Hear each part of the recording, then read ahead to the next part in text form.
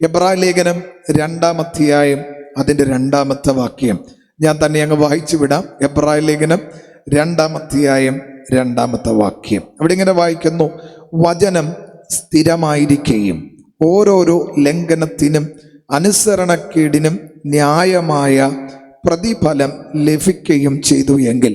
വിശാലമായിട്ടുള്ളൊരു സംവാദത്തിനായിട്ടും വചന ശുശ്രൂഷയ്ക്കായിട്ടും അല്ല ഇന്ന് രാത്രി വളരെ കാര്യമായി സംസാരിപ്പാൻ സമയത്തിൻ്റെ പരിമിതി ഉള്ളതുകൊണ്ട് പരിമിതമായ സമയം നിന്നുകൊണ്ട് ചില ചിന്തകൾ വേഗം ഞാൻ കൈമാറി അവസാനിപ്പിക്കുവാനായിട്ട് താല്പര്യപ്പെടുകയാണ്. എബ്രായ ലേഖനത്തിൽ മാറുന്ന ധാരാളം കാര്യങ്ങളെക്കുറിച്ച് അപ്പോസ്തലനായ പൗലോസ് എഴുതി എന്നാണ് അനുമാനിക്കുന്നത്. ഏതാണ്ട് 13 അധ്യായങ്ങളാണ് എബ്രായ ലേഖനത്തിൻ്റെ അകത്തുള്ളത്. 303 വാക്യങ്ങളാണ് എബ്രായ ലേഖനത്തിൻ്റെ അകത്തുള്ളത്. അതിൻ്റെ അകത്ത് മാറുന്ന നിരവധി ഒട്ടനവധി കാര്യങ്ങളെക്കുറിച്ച് ആധികാരികമായി അപ്പോസ്തലനായ പൗലോസ് രേഖപ്പെടുത്തിയിട്ടുണ്ട്. പക്ഷേ ഉലകത്തിൽ മാറ്റമില്ലാത്ത ഒന്നിനെക്കുറിച്ച് വളരെ കാര്യമായി 2-ാം അധ്യായത്തിൻ്റെ 2-ാം വാക്യത്തിൽ രേഖപ്പെടുത്തിയിരിക്കുകയാണ്. അത് മറ്റൊന്നുമല്ല, ദൈവത്തിൻ്റെ വചനമാണ്.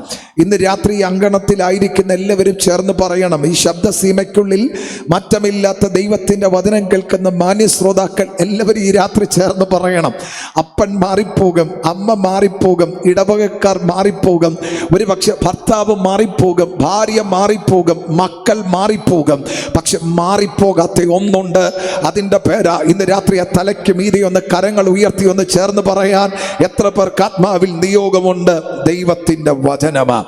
അപ്പം വളരെ കാര്യമായി ഈ 2-ാം അധ്യായത്തിൽ വളരെ ശക്തമായി രേഖപ്പെടുത്തിയിരിക്കുന്ന ഒരു ചിന്ത 1-2 വാക്യങ്ങൾ. അതുകൊണ്ട് നാം വല്ലപ്പോഴും ഒഴുകിപ്പോകാതിരിക്കേണ്ടതിന് കേട്ടത് അധികം ശ്രദ്ധയോടെ കരുതിക്കൊള്ളുവാൻ ആവശ്യമാകുന്നു. അടുത്തത്: ദൂതന്മാർ മുഖാന്തരം അരുളി ചെയ്ത വചനം സ്ഥിരമായിരിക്കുകയും. അപ്പം ഇന്ന് രാത്രി എല്ലാവരും ചേർന്ന് പറയാൻ കരുത്തുണ്ടാകണം.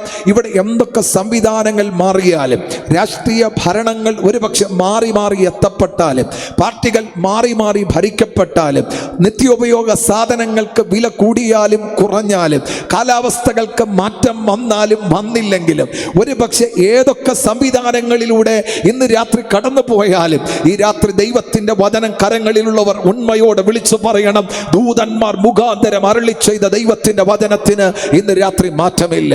ആ കരങ്ങൾ ഉയർത്തി ഒരു തകർപ്പൻ സ്തോത്രം ചെയ്താട്ടെ. ആ എബ്രായ ലേഖനത്തിൽ നിന്ന് തന്നെ അടുത്ത ചിന്ത വളരെ വേഗത്തിൽ ഞാൻ കൈമാറാം. ഒത്തിരി വിശാലമായ വിശദീകരണത്തിന് ഇന്ന് രാത്രി സമയമില്ല. 1-ാം അധ്യായം 1-ാമത്തെ വാക്യം. എബ്രായ ലേഖനം 1-ാം അധ്യായം 1-ാമത്തെ വാക്യം. ദൈവം പണ്ട് ഭാഗമായിട്ടും വിവിധമായിട്ട് പ്രവാചകൻ മുഖാന്തരം പിതാക്കന്മാരോട് അരുളി ചെയ്തിട്ട് ഈ അന്ത്യകാലത്ത് പുത്രൻ മുഖാന്തരം നമ്മോട് എന്ത് ചെയ്തിരിക്കുക? അരുളി ചെയ്തിരിക്കുകയാണ്. 2-ാമത്തെ ചിന്തയ്ക്ക് ഇങ്ങനൊരു തലവാചകം കൊടുക്കാം: ദൈവത്തിൻ്റെ വചനമുണ്ടല്ലോ, വിശുദ്ധ ബൈബിൾ ഉണ്ടല്ലോ, അത് ദൈവത്തിൻ്റെ അരുളപ്പാടാണ്. ഇന്ന് രാത്രി ഒന്ന് കരമുയർത്തി എത്ര പേർക്കൊന്ന് സ്തോത്രം ചെയ്യാൻ നിയോഗമുണ്ട്? കഴിഞ്ഞ വർഷം ജി തോമസ് പാസ്റ്റർ കോട്ടയം എന്ന് പറയുന്ന ഈ ഉയർന്ന മലമ്പ്രദേശത്തേക്ക്, കുന്നുള്ള പ്രദേശത്തേക്ക് ഒരു സുവിശേഷകനായി എത്തപ്പെട്ടു. കർത്താവിൻ്റെ ദാസൻ വന്നതിൻ്റെ ഒരു ശക്തമായ ആവേശമൊന്നുമല്ല. ഇതുപോലെ ഒരു ടീമിനെയൊക്കെ വിളിച്ച്, പാസ്റ്റർ മാത്യുവിനെയൊക്കെ വിളിച്ച് ഒരു ത്രിദിന സുവിശേഷ യോഗം നടത്തുന്നത്. പാസ്റ്റർ റെജി ഇന്ന് രാത്രി പ്രഭാഷകനായി എത്തപ്പെട്ടിട്ടുണ്ട്. അടുത്ത 2 ദിവസം അനുഗ്രഹീതരായ കർത്താവിൻ്റെ ദാസന്മാർ ദൈവവചനം സംസാരിപ്പാൻ എത്തിച്ചേരും. അനുഗ്രഹിക്കപ്പെട്ട ഗായക സംഘം ദൂരത്തും ചാരത്തുമായി ഈ ശബ്ദവാഹിനിയുടെ പരിധിക്കുള്ളിൽ മാറ്റമില്ലാത്ത ദൈവത്തിൻ്റെ വചനമൊക്കെ കേൾക്കുമ്പോൾ, ജി തോമസ് പാസ്റ്ററുടെ വചനമല്ല, കോട്ടയം സഭയുടെ വചനമല്ല, ഇന്ന് രാത്രി വചനം സംസാരിക്കുന്ന റെജി പാസ്റ്ററുടെ വചനമല്ല. കമാൻ, കരങ്ങളെ തട്ടിയോ കരങ്ങളെ ഉയർത്തിയോ എത്ര പേർക്ക് ഇന്ന് രാത്രി ശക്തിയോടെ ആത്മാവിൽ പറയാൻ കരുത്തുണ്ട്? ഇത് ദൈവത്തിന്റെ വചനമാ. എത്ര പേർ ഇന്ന് രാത്രി അധരം തുറന്ന അഭിഷേകത്തോടെ പ്രഥമ രാത്രി ഒന്ന് കർത്താവിന് മഹത്വം കൊടുക്കാൻ ആത്മാവിൽ നിയോഗമുണ്ട്? പ്രപഞ്ചത്തെ ഉണ്ടാക്കിയ, അണ്ടകടാകത്തെ ഉണ്ടാക്കിയ, ഞാൻ ആണാകണമോ പെണ്ണാകണമോ എന്ന് തീരുമാനിച്ച, എവിടെ ഈ പ്രായത്തിൽ വേല ചെയ്യണമെന്ന് തീരുമാനിച്ച, ഇന്ന് രാത്രി എവിടെ ദൈവത്തിന്റെ വചനം വിളിച്ചു പറയണമെന്ന് തീരുമാനിച്ച, ഇന്ന് രാത്രി നിങ്ങൾ എവിടെ ഇരുന്ന് ദൈവത്തിന്റെ വചനം കേൾക്കണമെന്ന് തീരുമാനിച്ച ആരാധ്യനായ ദൈവം വിളിച്ചു പറയുന്നു: ഈ വചനം എന്റെ വചനമാണ്. എത്ര പേർ രാത്രി ശക്തിയോടെ, ഉണ്മയോടെ, മഹത്വത്തോടെ ഒന്ന് കർത്താവിന് മഹത്വം കൊടുക്കാൻ നിയോഗമുണ്ട്? ചേർന്ന് പറഞ്ഞാട്ട് ഇത് ദൈവത്തിന്റെ വചനമാണ്. ഇന്ന് രാത്രി മൂന്നാമത്തെ ചിന്തയിലേക്ക് ഞാൻ വളരെ വേഗം വന്ന് ഒന്ന് രണ്ട് ചിന്തകൾ കൂടി ഓർമ്മിപ്പിച്ച് 20 മിനിറ്റിനുള്ളിൽ തന്നെ ഞാൻ എൻ്റെ പ്രഭാഷണം അവസാനിപ്പിക്കും. രണ്ടാമത്തെയായും അതിൻ്റെ 3-ാമത്തെ വാക്യം അവിടെ ഇങ്ങനെയാണ് വായിക്കുന്നത്: കർത്താവ് താൻ പറഞ്ഞു തുടങ്ങിയതും ദൈവം അടയാളങ്ങളാലും അത്ഭുതങ്ങളാലും വിവിധ വീര്യപ്രവർത്തികളാലും തൻ്റെ ഇഷ്ടപ്രകാരം പരിശുദ്ധാത്മാവിനെ നൽകിക്കൊണ്ടും സാക്ഷി നിന്നതുമായി കേട്ടവർ നമുക്കുറപ്പിച്ചു തന്നതുമായ ഇത്ര വലിയ രക്ഷ നാം ഗണ്യമാക്കാതെ പോയാൽ എങ്ങനെ തെറ്റിയൊഴിയും?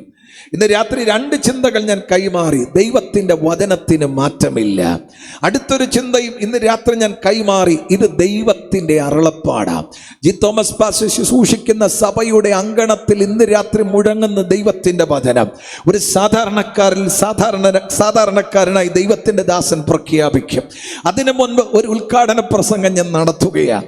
നാളെ പാസ്റ്റർ മാത്യു, അടുത്ത ദിവസം മറ്റൊരു കർത്താവിൻ്റെ ദാസനും ഒക്കെ ദൈവത്തിൻ്റെ വചനം പോപ്പുലറായിട്ടുള്ള ന്യൂജൻ പാസ്റ്റർമാരുടെ അകമ്പടിയൊന്നും ഈ കോട്ടയം ഈ കുന്നിൻ്റെ മുകളിൽ മലമ്പ്രദേശത്തിൽ എത്തപ്പെട്ടിട്ടില്ലെങ്കിലും ഇന്ന് രാത്രി ഞാൻ വിളിച്ചു പറയുന്നു, വരുവാനുള്ള ഒരുവൻ വന്നിട്ടുണ്ട്. കമാ, ദൈവത്തിൻ്റെ വചനം ഈ അങ്കണത്തിൽ മുഴങ്ങുമ്പോൾ തെക്ക് കിഴക്ക് വടക്ക് പടിഞ്ഞാറ് ദിക്കുകളിൽ ഇന്ന് രാത്രി കർത്താവിൻ്റെ ദാസന്മാർ ഞങ്ങൾ വിശ്വസിക്കുന്നു. ദൈവത്തിൻ്റെ വചനം ഞങ്ങൾക്ക് നൽകിയത് അത്ഭുതത്തിൻ്റെയും അടയാളത്തിൻ്റെയും അകമ്പടിയോടെയാണെങ്കിൽ എത്ര പേർക്ക് ഇന്ന് രാത്രി സ്തോത്രം ചെയ്യാൻ ആത്മാവിൽ നിയോഗമുണ്ട്? പ്രകൃതി ശക്തിയെ നിയന്ത്രിക്കുന്ന ദൈവത്തിന്റെ കരം ഈ സായം സന്ധ്യാസമയത്തും വീക്കോട്ടയത്ത് ദൈവത്തിന്റെ അധികാരം പരമാധികാരം വെളിപ്പെടുത്തിക്കൊണ്ടിരിക്കുമ്പോൾ ഈ ഉദ്ഘാടന സമ്മേളനം മുതൽ കേൾക്കുന്ന ദൈവത്തിന്റെ വചനത്തിന് ഇന്ന് രാത്രി ബന്ധനമില്ല. ഈ ശബ്ദസീമയിൽ വചനം കേൾക്കുന്ന നിന്റെ കുടുംബത്തെ, നിന്റെ തലമുറയെ അനവധി ശക്തികൾ ബന്ധിച്ചേക്കാം. പക്ഷെ അങ്കണത്തിൽ മുഴങ്ങുന്ന ദൈവത്തിന്റെ വചനത്തിന് ഇന്ന് രാത്രി ബന്ധനമില്ല. ഒന്നാമത്തെ രാത്രി മുതൽ ദൈവത്തിന്റെ വചനം അത്ഭുതങ്ങളാ, അടയാളങ്ങളാ, വീര്യപ്രവൃത്തികളാ ദേശത്ത് വെളിപ്പെട്ടു വരുമെന്ന് വിശ്വസിക്കുന്നവർ ഇന്ന് രാത്രി ഇതിന്റെ അകത്തുണ്ടെങ്കിൽ 2 കരങ്ങളും ഒന്ന് ചേർത്തടിച്ച് ശക്തിയോടെ ചേർന്ന് പറഞ്ഞിട്ട് വചനത്തിന് ബന്ധനമില്ല.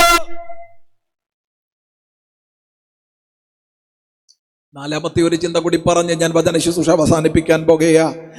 എബ്രായ ലേഖനം 2-ാം അധ്യായം 1-ാമത്തെ വാക്യം: അതുകൊണ്ട് നാം വല്ലപ്പോഴും ഒഴുകിപ്പോകാതിരിക്കേണ്ടതിന് കേട്ടത് അധികം ശ്രദ്ധയോടെ എന്ത് ചെയ്യണം? കരുതിക്കൊള്ളണം. 4-ാമത്തെ പ്രധാനപ്പെട്ട ചിന്ത, വചനത്തെ എന്ത് ചെയ്യരുത്? അവഗണിക്കരുത്. ഈ ശബ്ദവാഹിനിയുടെ പരിധിക്കുള്ളിൽ പതിറ്റാണ്ടുകളായി ഇതുപോലെയുള്ള ആത്മീക സംഗമങ്ങൾ, സുവിശേഷ യോഗങ്ങൾ നടത്തിയപ്പോൾ ഉയർന്ന പ്രദേശമായതുകൊണ്ട് ഈ താഴ്വാരങ്ങളിലൊക്കെ ദൈവത്തിൻ്റെ വചനം മുഴങ്ങിയിട്ടുണ്ട്. അത് പെന്തക്കോസ്തുകാരുടെ മാസ്റ്റർ പീസാ. അല്ലെങ്കിൽ ആണ്ടോടാണ്ട് അവരിങ്ങനെ പന്തലൊക്കെ കെട്ടി നടത്തുന്ന ഒരു യോഗമാ. ഇത് എത്ര കാലം കൊണ്ട് ഞങ്ങൾ കേട്ടതാ എന്ന് ധരിക്കാതെ എല്ലാവരോടും ഇന്ന് രാത്രി ചേർന്ന് വിളിച്ചു പറയുന്ന എബ്രായ കർത്താവിന്റെ ശക്തമായ ഒരു ചിന്ത ഈ രാത്രി ഞാൻ കൈമാറുന്നു: വചനം അവഗണിക്കരുത്. ഇത് ദൈവത്തിന്റെ വചനമാ.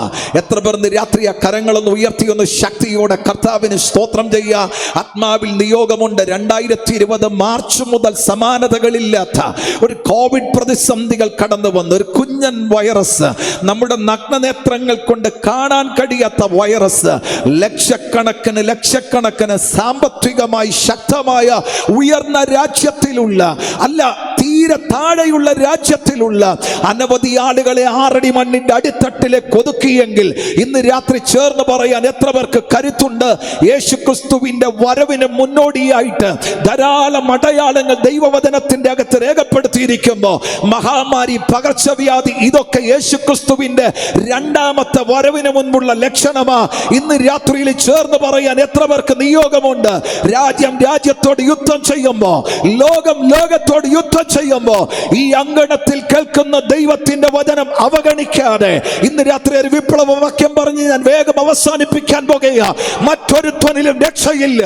രക്ഷിക്കപ്പെടുക ആകാശത്തിന്റെ കീഴിൽ മനുഷ്യരുടെ ഇടയിൽ നൽകപ്പെട്ട ഏകനാമം യേശുക്രിസ്തു എന്ന നാമം എന്ന് വിശ്വസിക്കുന്നവർ 2 കരങ്ങളും ഒന്ന് ചേർത്തടിച്ച് ശക്തിയോടെ പറഞ്ഞിട്ട് വചനം ഞങ്ങൾ അവഗണിക്കുന്നവരല്ല.